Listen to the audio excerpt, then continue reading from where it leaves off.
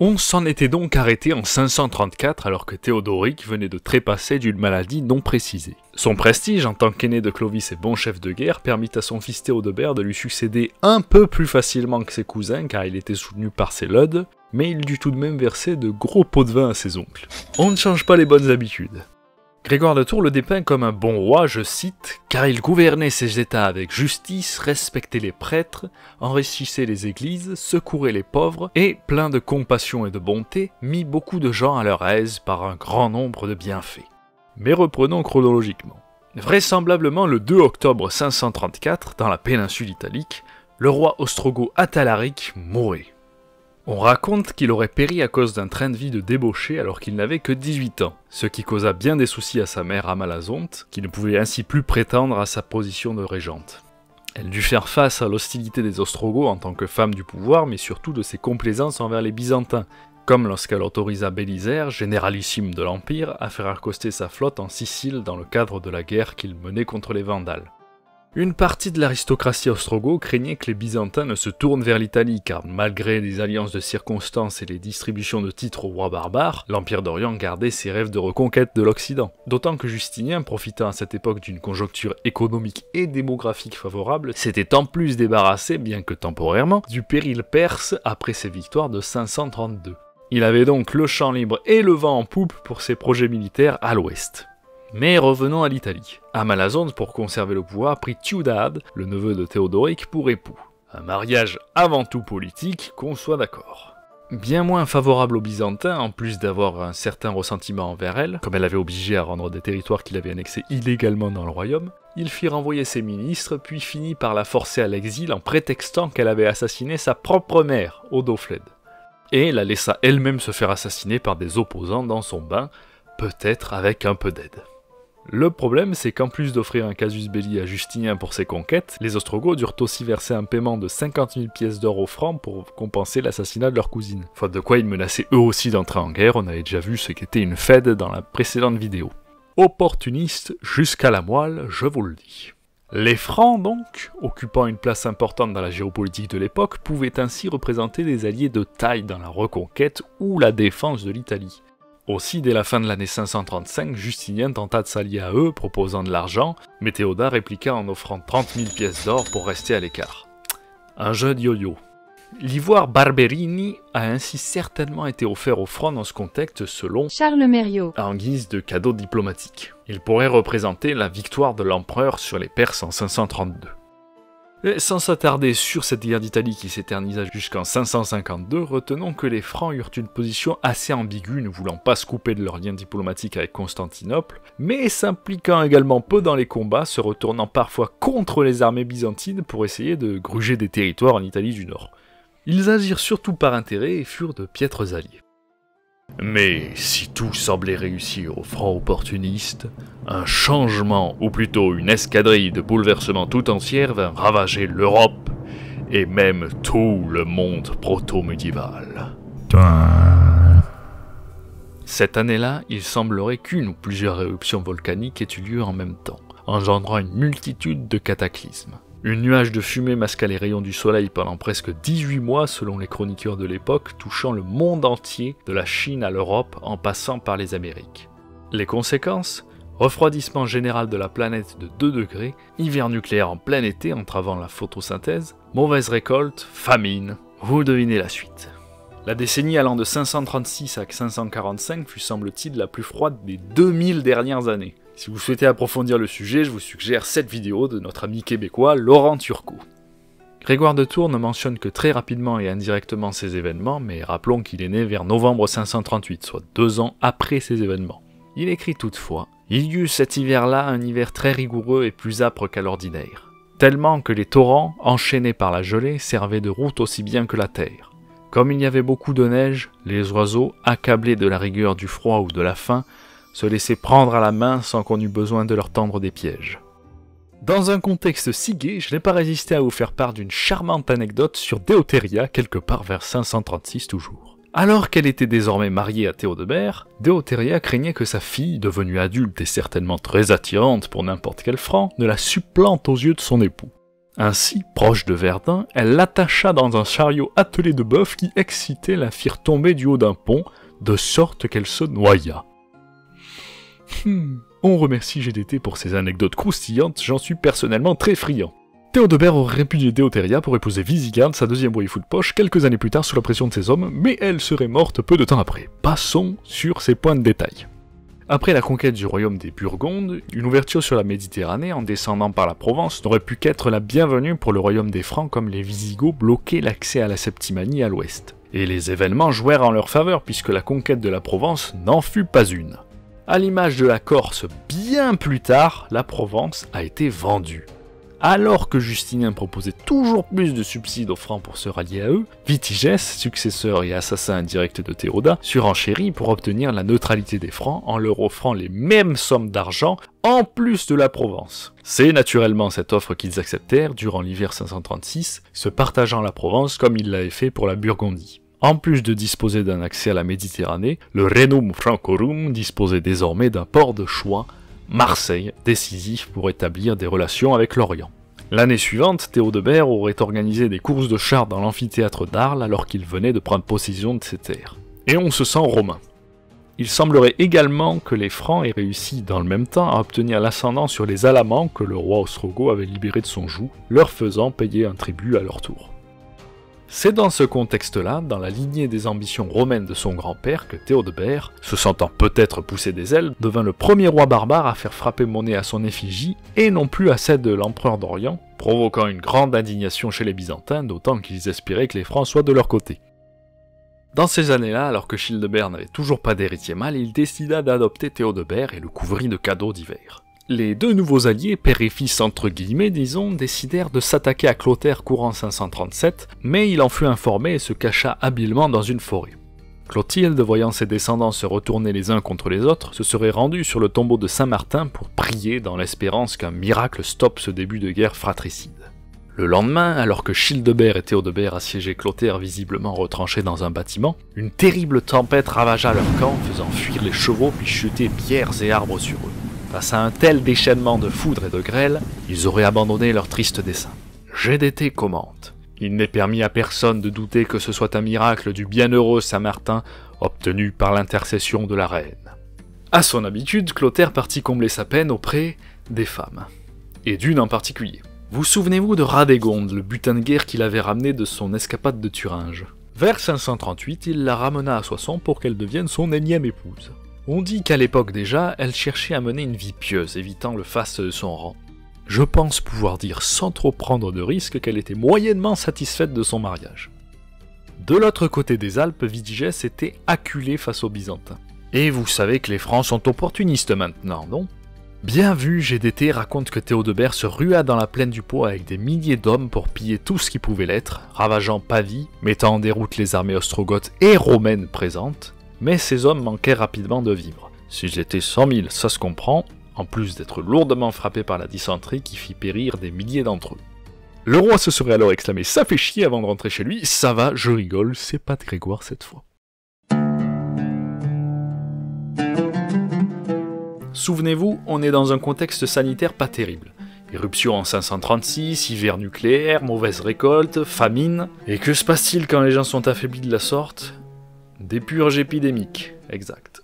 De ce que j'avais pu en lire, l'épidémie aurait été importée depuis le sud par des nomades affamés, possiblement de l'Éthiopie actuelle, et frappa tout d'abord l'Égypte du fait de ses mouvements de population. Cela se passa au cours de l'année 541, puis dès le printemps suivant, la peste faisait des ravages à Constantinople. Les chroniques de l'époque parlent de plus de 10 000 morts par jour à son apogée, même si par prudence, il faut toujours se méfier des chiffres avancés par les auteurs antiques et médiévaux. Sur toute l'Europe occidentale, il y a peut-être eu 25-50 millions de morts ou plus, on ne le saura évidemment jamais avec précision comme il n'y avait pas de statistiques aussi rigoureuses que les nôtres. Mais on peut retenir que ça a fait mal. Les empires byzantins, perses, mais aussi certainement plusieurs royaumes barbares ont été impactés durablement. Grégoire indique notamment qu'elle ravagea la ville d'Arles et vraisemblablement une bonne partie du sud des territoires francs. Au total, les historiens comptent quelques 18 vagues successives jusqu'au milieu du 8e siècle. En somme, la peste s'installait durablement en Occident et devint une véritable épée de Damoclès au-dessus de la tête du péon de base. Bien loin de tout ça, du moins dans un premier temps, les Francs continuèrent leurs petites affaires. Début 542, Childebert tenta d'intervenir directement en Espagne pour en finir avec le péril visigothique. Il franchit les Pyrénées avec son frère Clotaire, se rendit maître de Calahorra, Pampelune et plusieurs autres villes, poussant jusqu'à Saragosse, mais ils échouèrent devant les murs de la cité, selon Grégoire parce que les habitants portèrent la tunique de Saint-Vincent en procession, priant Dieu de les épargner, ce qui fit grande impression aux Francs, qui fuirent de peur face à la crainte du jugement de Dieu. Ouais. Une autre version de l'histoire, rapportée par Isidore de Séville, nous dit que les habitants ont en fait payé une lourde rançon aux Francs, en plus de leur abandonner la relique de Saint-Vincent pour les faire partir. Je ne sais pas vous, mais la scène me fait rire. J'imagine Childebert tout fier avec la tunique qu'il a littéralement volée. Ceci dit, alors que les troupes franques repassaient les Pyrénées, les armées du roi Théoulis leur tombèrent dessus, brisant une grande partie des troupes franques, pillant leurs trésors au passage. C'est marrant, ça me rappelle une autre histoire. Ainsi, la Septimanie resta visigothique, mais Childebert put ramener la tunique de Saint-Vincent de Saragosse en ses terres. Il fonda une église en l'honneur du saint l'année suivante pour y accueillir la relique la vénérer. Pour extrapoler un peu, sachez que la Septimanie, mes terres natales, qui deviendront plus tard le Languedoc, resta visigothique jusqu'en 720 après les invasions. No spoil, on y viendra plus tard. Le 3 juin 545 selon Pierre Sicard, ou le 3 juin 548 selon Michel Rouche, mourait la vieille reine Clotilde. GDT, qui termine son 3e livre sur cet événement, évoque la cérémonie de son enterrement dans la basilique Saint-Pierre de Paris aux côtés de Clovis, le tout percé de cantiques. Puis, vers la fin de l'année 548, Théodebert expira à son tour d'une longue maladie selon Grégoire de Tours, ou d'un accident de chasse selon d'autres sources. Peu importe. Son fils Théodebald, qu'il avait eu avec la charmante Déotéria, lui succéda alors qu'il devait être âgé d'à peine 13 ans, n'exerçant donc pas la réalité du pouvoir au début de son règne. Ajoutons un fil rouge à notre chronologie, vers 550, une femme d'un rang plutôt aisé paraît-il, se présenta à la cour de Clotaire avec son fils Gundovald, afin de le faire reconnaître par son père biologique. Selon ses dires, elle aurait été admise dans le lit du roi, et la magie de la nature aurait opéré par la suite. Clotaire, outragé, refusa de reconnaître l'enfant. La femme, dépitée, le présenta ensuite à son frère Childebert, bien plus intéressé puisqu'il n'avait toujours pas d'héritier mâle. Il l'accueillit et le garda à ses côtés, mais Clotaire, lorgnant sur le royaume de son frère, revint sur sa décision et reprit l'enfant avec lui, le faisant tonsurer. Il ne le reconnut toujours pas comme son fils, mais voulait effacer ses prétentions royales. Sois proche de tes amis, encore plus de tes ennemis, tout ça. Lassé des atrocités commises par son mari qui aurait fait assassiner son frère, Radégonde, selon ses hagiographes, se retira du monde pour une vie religieuse. Elle reçut le diaconat de l'évêque Médard de Noyon et fonda une abbaye de femmes à Poitiers vers 560, dédiée à la Sainte Croix, dont un morceau aurait été offert par l'empereur Justin. Le trafic des reliques avait de beaux jours devant lui, croyez-moi. Si l'avantage géopolitique semblait être en faveur de la lignée rhénane de Clovis, à savoir celle de Théodoric et son fils Théodebert, la branche aînée disparut faute de successeur avec la mort du jeune Théodebald en 555, qui était de toute façon dans un état physique déplorable, peut-être à cause d'une dégénérescence corporelle, puisque Grégoire indique qu'il ne pouvait plus marcher. Triste du départ de Radégonde un an plus tôt, Clotaire se maria avec la veuve de feu son petit-neveu Théobald, la princesse lombarde Valdrade ou Vultrade, dans le but de s'emparer de son héritage, mais n'eut pas d'enfant avec elle, du moins pas qu'on sache. Les historiens présentent Clotaire comme un cas représentatif des mariages germaniques. Il eut 7 épouses ainsi que de nombreuses concubines comme Vultrade que nous évoquions. Une hiérarchie parmi les épouses était informellement faite, notamment pour distinguer parmi les fils ceux qui étaient les plus susceptibles d'exercer le pouvoir à la suite du père. Comme vous l'avez vu, au-delà des pulsions hormonales de lapin, il s'agissait avant tout d'un calcul politique habile, ou de forceur, permettant de nombreuses alliances avec les aristocrates francs ou étrangers. Et par-dessus tout, le roi avait la possibilité de répudier aisément ses femmes en fonction des intérêts géopolitiques du moment. Prenant possession du royaume de la lignée de Théodoric, Clotaire aurait envoyé en Auvergne un de ses fils, Schramn, sans doute pour se prévenir de toute rébellion. Il rompit de ce fait la politique d'apaisement entre Francs et Gallo-Romains qu'avaient établi Théodebert et son fils Théobald en restituant les titres ou les trésors volés. GDT a ces doux mots au sujet de Schramn. Il y faisait beaucoup de choses contre la raison, ce qui précipita sa sortie du monde, car il était fort maudit par le peuple. Pour résumer, il refusait les remarques de tous les sages qui le conseillaient, sans doute des hommes d'église comme c'est Grégoire qui témoigne, s'entoura de jeunes délinquants et s'amusa à enlever les filles de sénateurs locaux, puis persécuta les habitants de la région de diverses manières. Quel charme! De son côté, Clotaire eut aussi amené une expédition punitive contre les Saxons qui s'étaient rebellés et refusaient de payer le tribut qu'ils versaient jusqu'alors aux descendants de Théodoric. Pas si facile que ça de récupérer un héritage à l'époque. Schramm qui s'est... Schramm, qui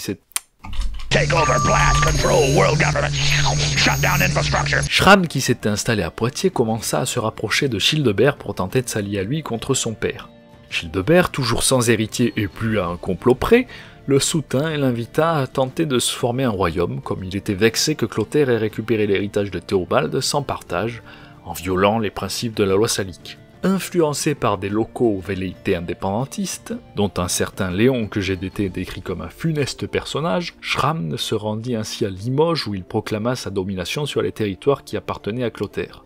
Bloqué avec les Saxons, Clotaire envoya ses autres fils Charibert et Gontran pour calmer les ardeurs de Schramm. Les sources indiquent que les armées se firent face devant le Mont Noir, dans la province du Limousin, mais qu'une tempête stoppa la bataille encore une fois. Schramm aurait ensuite indirectement propagé la rumeur de la mort de Clotaire face aux Saxons, qui se serait alors répandue sur tous les territoires francs jusqu'à duper Childebert lui-même. Les deux fils partirent en toute hâte vers l'est. Schramm les poursuivit, conquit Chalon-sur-Saône et poussa jusqu'à Dijon où il échoua. De là, il rejoint Childebert à Paris où il lui jura fidélité. Croyant son frère mort, ce dernier commença à envahir la Champagne pour s'accaparer de ses territoires, et, prenant Reims, il dévasta et pilla tout ce qui pouvait l'être. Mais il tomba malade et dut stopper ses tentatives d'expansion. Malchanceux, Childebert expira vers la fin de l'année 558. Marié depuis les années 540 à Ultrogoth, il n'eut que 2 filles que Clotaire n'eut pas grand mal à écarter de sa succession pour s'emparer de son royaume et son trésor.